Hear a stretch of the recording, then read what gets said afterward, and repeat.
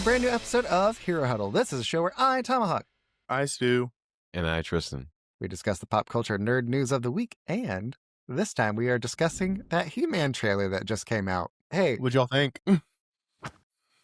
felt nothing. Yeah, definitely doesn't look original. Now, I didn't grow up watching He-Man. I have no nostalgia for He-Man. I've never seen any He-Man anything. So, I'm coming at this with fresh eyes. I'm like, wow, this looks a lot like Thor Ragnarok. Does. Yeah. I think they It watched does. Thor Ragnarok and they were like, we could just do a He-Man movie, huh?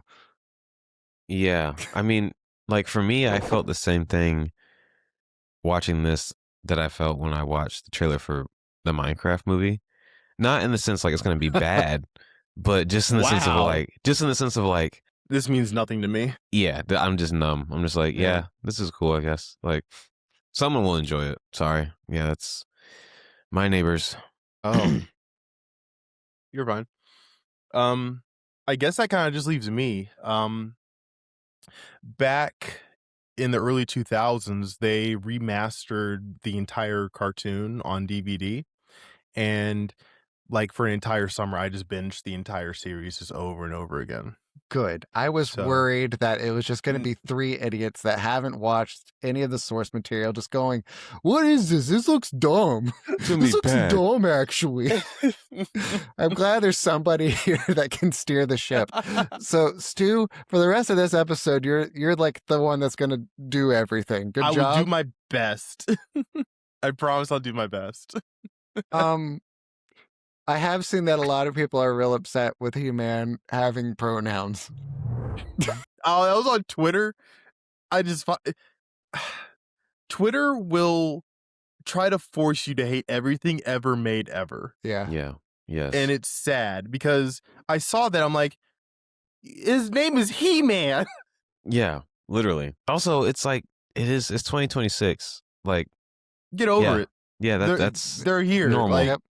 It is not a weird thing to do anymore. Yeah, you guys got Not it. that it ever was weird, but Right.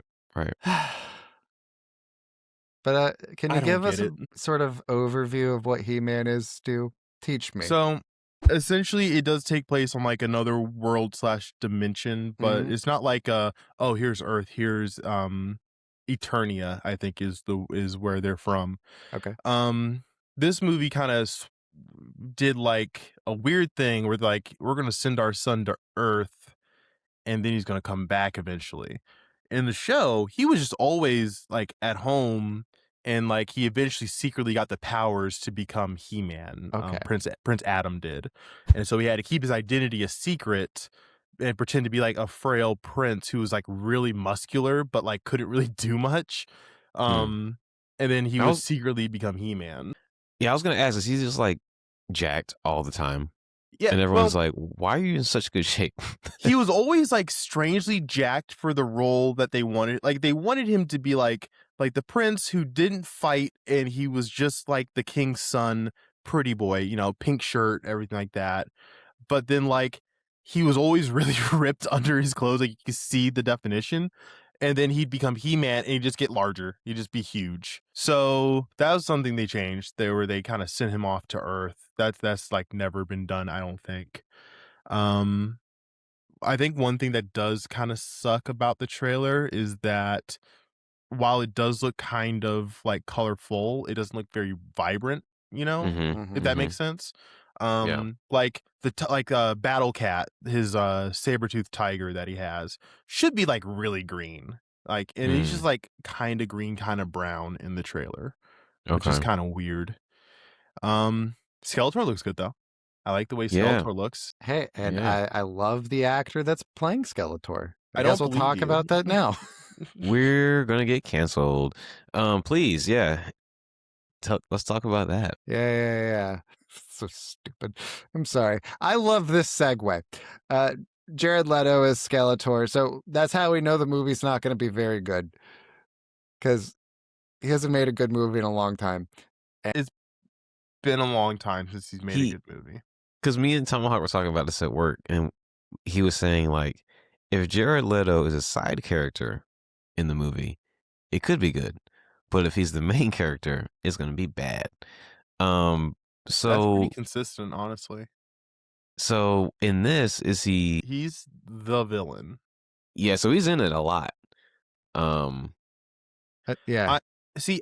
My fear with the movie is that they're going to do that typical movie thing where like they spend the first like hour on Earth, and then like the last 30 minutes he's like in Eternia, and like all yeah, like the battle scenes are like in like the last like half an hour to 45 minutes of the movie. That's kind of my fear, is that they're going to do something like that. So you might not even see a lot of Skeletor, honestly. yeah. I was Like thinking about it though. mhm, Skeletor has a notoriously funny voice. mhm. You don't hear him speak in the trailer, but if Jared Leto does a funny voice, You'll forgive this him. could be Yeah. his best movie ever.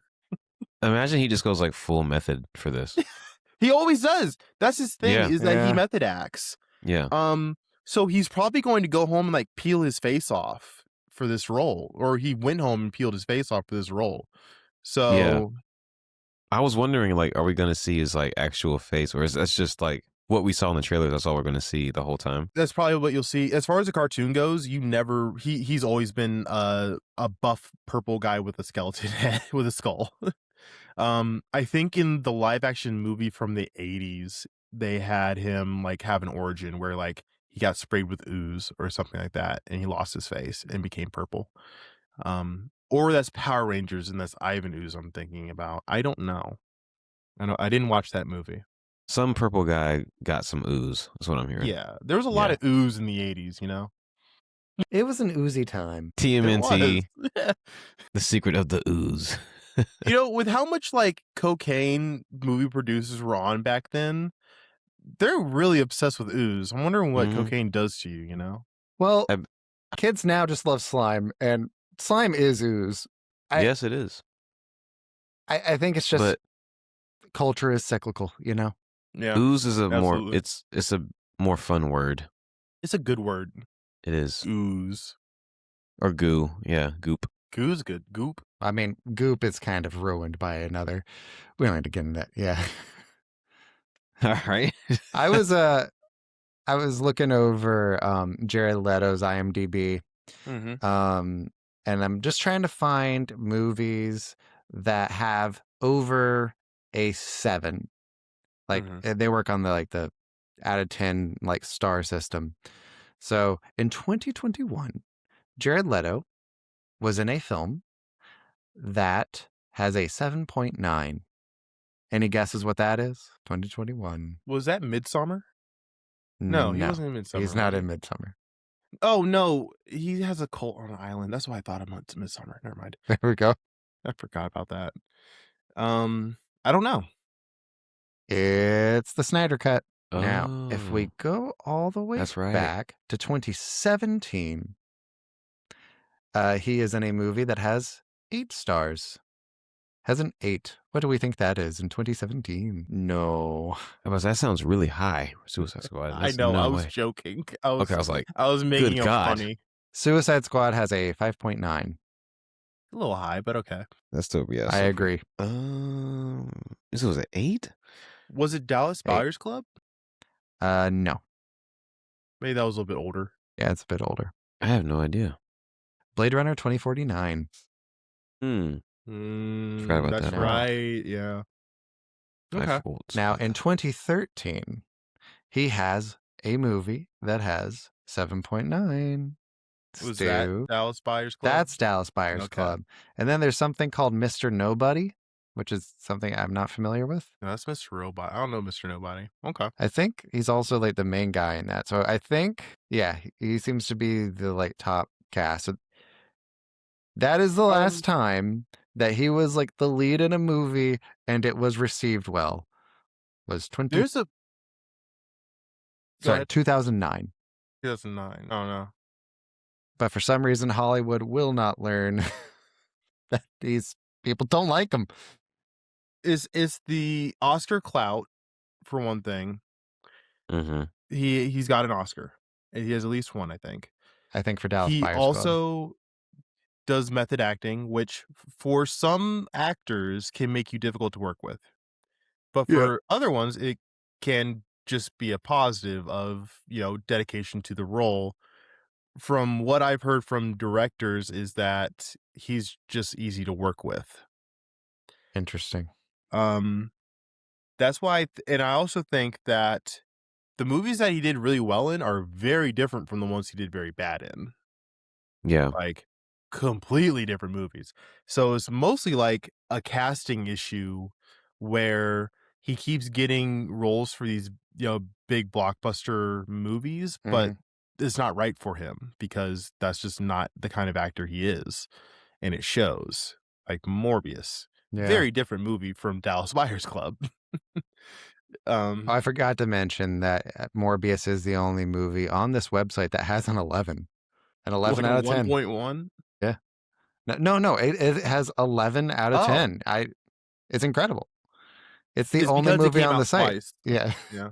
A little digression here. Speaking of movies coming out twice, I watched the 25th anniversary of Return of the King. They added a 10-minute long interview with Peter Jackson at the beginning of it, so it was also the extended edition in theaters. So it's the longest that movie's ever been. Christ. And our theater seats suck. Tomahawk, if you've been to our Regal, right, here in town? Yeah, it's been a long time, but we have the same seats from when you were there last. Jesus. Yoink. They're awful. That was 2015. Yeah.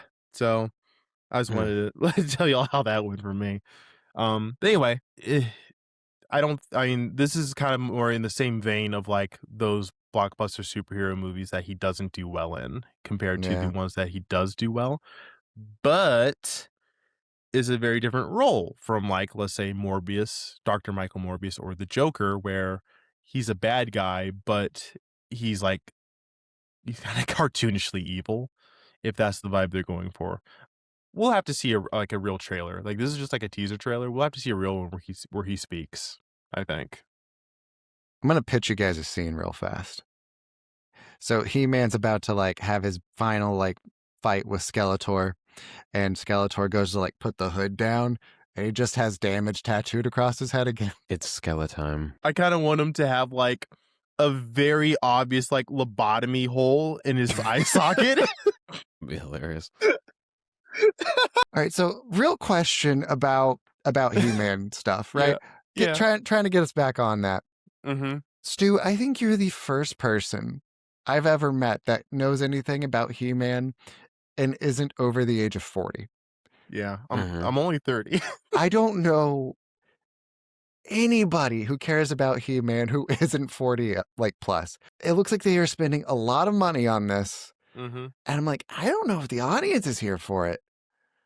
Yeah. Like, what do you guys think? A good point. Yeah, most of the audience that was like watching the show are definitely like 40 plus, maybe 50 plus. Like my dad is like 55. So yeah, that's like the age group that like watched it back when it was coming out. It was hard. I don't think it was necessarily hard to get the box set of DVDs. I don't think it was like a rare commodity or anything. But again, like you had to have had a dad who really wanted that box set to like pay like, I don't know, like maybe $40 for it back in like 2002. Right. Because like He-Man is not Ninja Turtles. And I feel like the studio is expecting this to like go over like Ninja Turtles. And it's not going to. He-Man is more like G.I. Joe. That's the same time period. Yeah, that's because fair. back then you didn't really have a cartoon back then that didn't have to have some kind of message along with it. Like, don't forget, kids, stealing is wrong. And like have a moral to the cartoon. Yeah. And that was kind of like He-Man and G.I. Joe's whole thing. Because it was just a product of the time. So it's definitely like something that doesn't really translate well into like definitely for today's kids, or even when I was a kid, really. Just was that kind of shit like TV going around. Yeah. So Tristan. Oh yeah, go ahead. Yeah, I'll let you go. Oh, I was just looking at the director for this movie. His name is Travis Knight. He actually directed a movie we were talking about earlier. Do you guys want to take a swing at it? Dallas Buyers Club. Bumblebee. Bumblebee. Yep. That's the one. Yeah. I'm looking at his list of movies now. I mean, he doesn't have a big list, but he does have a couple bangers. He did a lot of the stop motion cartoons, Kubo, Paranorman, things like that. Okay. Which those are great. Yeah. Those are really good movies. Yeah. Everything else on this is kind of hit or miss here. I think that it will probably not do well at the box office. I'll be honest. I just don't think it really has the audience to really do well. And like this trailer, I don't think it's gonna get anybody. Do you think it'll even like profit? It'll depend on the budget. Yeah, I'm leaning toward no right now. Like it might make its money back, but I feel like best case scenario, this movie breaks even. If this movie is not good, like if this movie isn't good, is fine. It will probably not make its money back. But if people go to the movie and they see it and they say, "Hey, that was really good," there will probably be enough traction to where people are like, "Okay, let me try it out," and it will probably make its money back. But it's got to be pretty good for that to happen. Yeah, this movie feels like it came out like 15 years too late. Yeah. Yeah. I don't think you're wrong there at all. Like if it came out around the time Transformers came out, I could see that. Oh yeah. That was another thing with these kinds of shows back then, because again, the 80s Transformers selling toys was mostly the point of these shows. Absolutely. In fact, I think Transformers had toys before the show. That sounds right. Yeah. So it's kind of one of those things where it's like, yeah, this probably would have done really well back in 2010, you know? Yeah. Or 2008, I think, was the first Transformers. But yeah, when we were on that toy craze, and even now, like, if this had come out the same year as Barbie, oh my God. Yeah. It would have done amazing, honestly. If they tried to do like get in on like the Barbenheimer action where doing like the dual shows.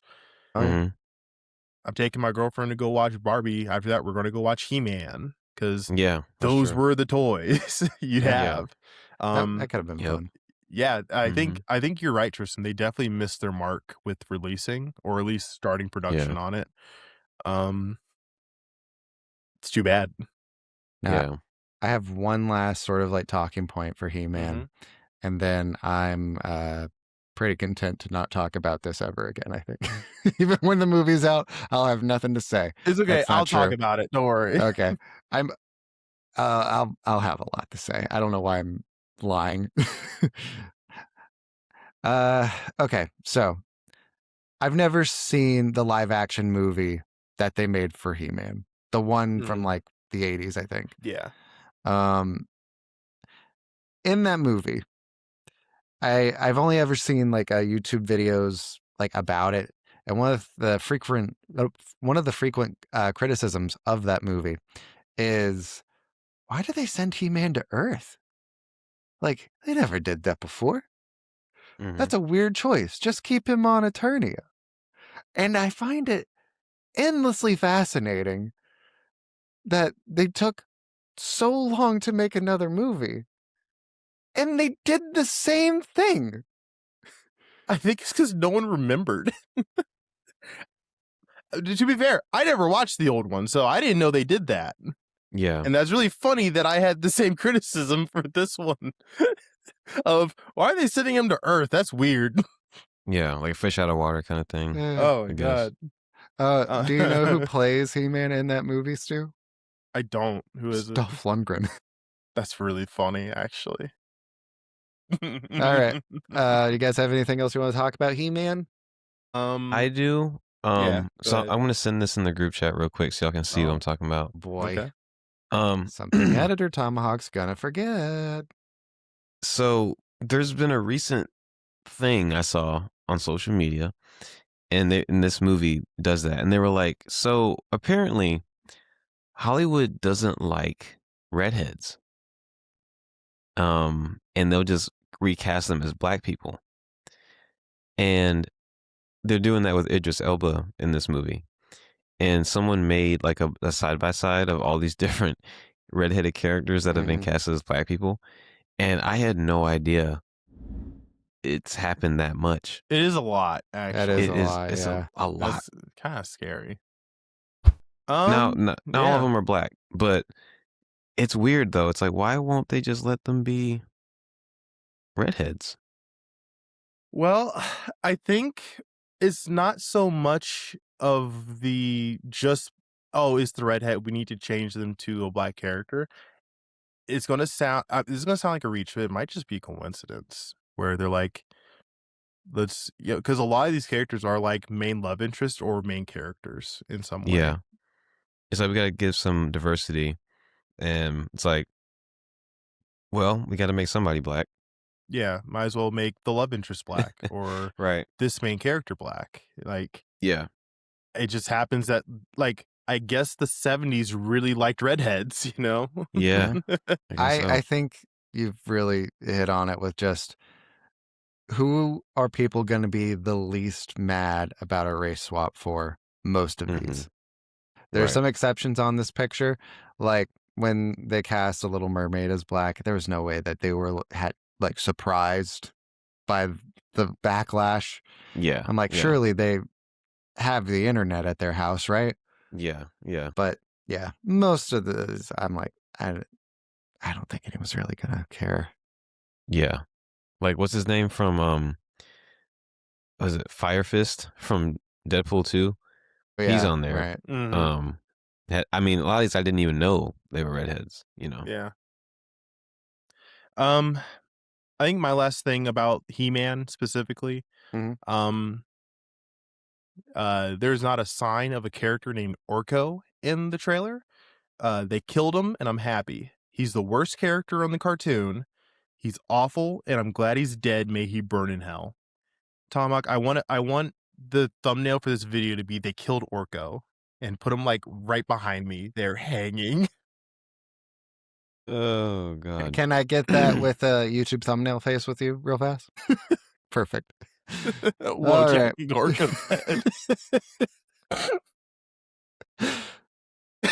So happy about this thing I know nothing about.